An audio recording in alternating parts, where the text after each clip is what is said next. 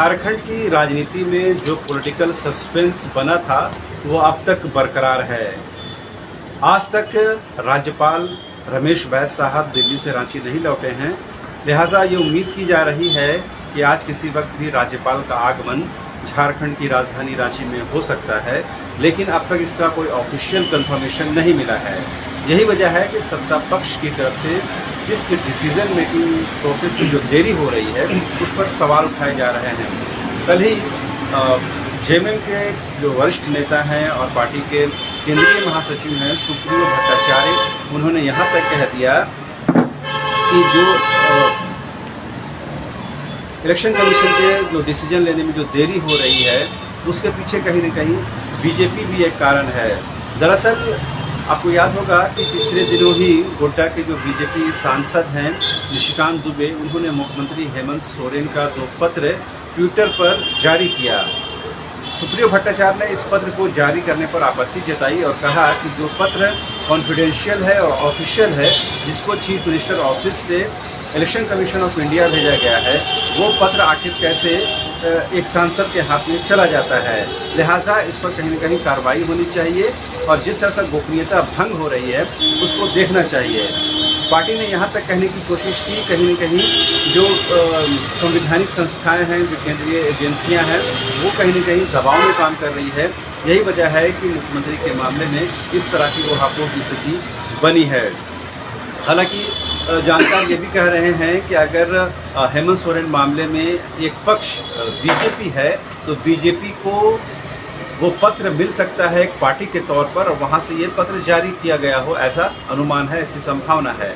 लेकिन जेएमएम का साफ तौर पर यह आरोप है कि कहीं न कहीं इलेक्शन कमीशन ऑफ इंडिया के दफ्तर से ये पत्र लीक हुआ है, जो एक गंभीर विषय है।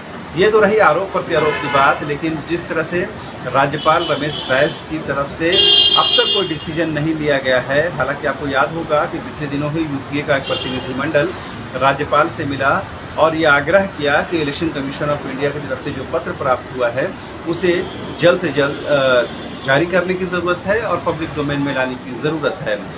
तो राज्यपाल की तरफ से तमाम जो यूपीए के जो प्रतिनिधि थे उन्होंने कहा था कि 1 से 2 दिनों में वो स्थिति स्पष्ट हो जाएगी, लेकिन आज 6ठा दिन है यूपीए प्रतिनिधि मंडल की मुलाकात का, लेकिन आज तक स्थिति स्पष्ट नहीं हुई है। हालांकि आज का पूरा दिन बचा हुआ है, तो देखने वाली बात ये होगी कि आज क्या कुछ होता है। लेकिन सत्ता पक्ष की पूरी निगाहें राज्यपाल के रांची आगमन पर है, राजभवन के डिसीजन पर है। इस बीच जो स्पीकर के ट्रिब्यूनल में आज 10वीं अनुसूची के मामले को लेकर सुनवाई है। आपको याद होगा कि स्पीकर के ट्रिब्यूनल में ही जो बीजेपी विधायक दल के नेता हैं बाबूलाल मरांडी, उनका मामला भी लंबित है। उस मामले में सुनवाई की प्रक्रिया पूरी हो चुकी है, सिर्फ डिसीजन होना बाकी है। यानी बाबूलाल की विधायकी भी खतरे में है, ऐसा जानकार बता रहे हैं। लेकिन इस पर अंतिम फैसला स्पीकर के न्यायाधिकरण को करना है।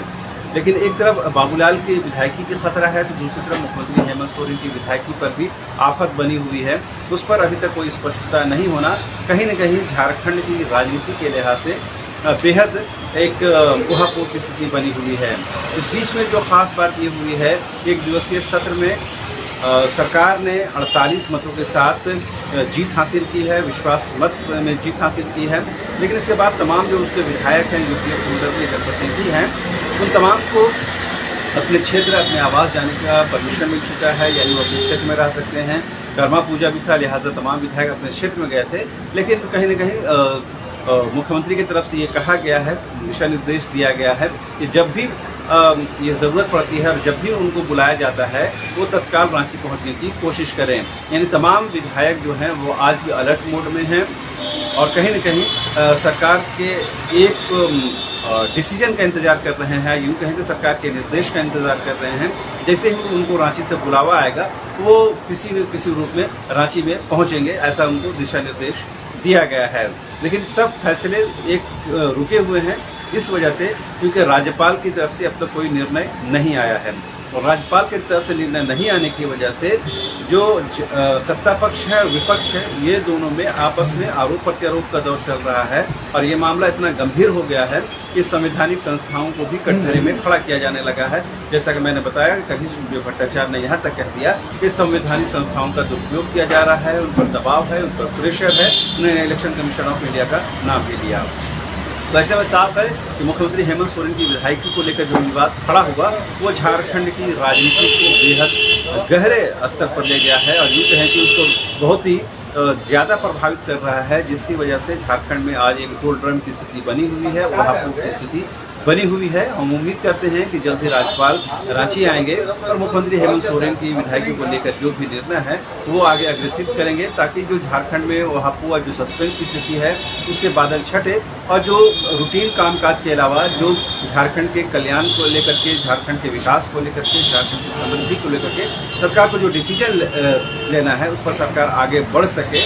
लेकिन इस बीच सरकार ने कहीं न कहीं ये दिखाने की भी कोशिश की है कि सरकार इस पॉलिटिकल इनस्टेबिलिटी के दौर में भी जन कल्याण के कार्यों को करने से पीछे नहीं हट रही है, जिसके तहत पुरानी पेंशन स्कीम को लागू किया गया है। सहायक जो पुलिसकर्मी हैं उनको 1 साल का विस्तार दिया गया है, जो पुलिसकर्मी हैं उनको क्षतिपूर्ति अवकाश दिया गया है। साथ ही कई ऐसे डिसीजन है जिसका लंबे समय से इंतजार किया जा रहा था। तो सरकार ये कहीं न कहीं अपने तरफ ये पूरे माहौल को, पूरे वातावरण को करना चाहती है, लेकिन सबकी निगाहें राजभवन पर है, हमारी भी निगाहें राजभवन पर है। राजभवन का क्या निर्णय होता है, राज्यपाल का क्या डिसीजन होता है और वो इलेक्शन कमीशन ऑफ इंडिया को क्या अग्रेसिव करते हैं, इस पर ही झारखंड की आगे आने वाली राजनीति बहुत कुछ निर्भर करती है। फिलहाल मुझे और मेरे सहयोगी संजय को दीजिए इजाज़त। नमस्कार।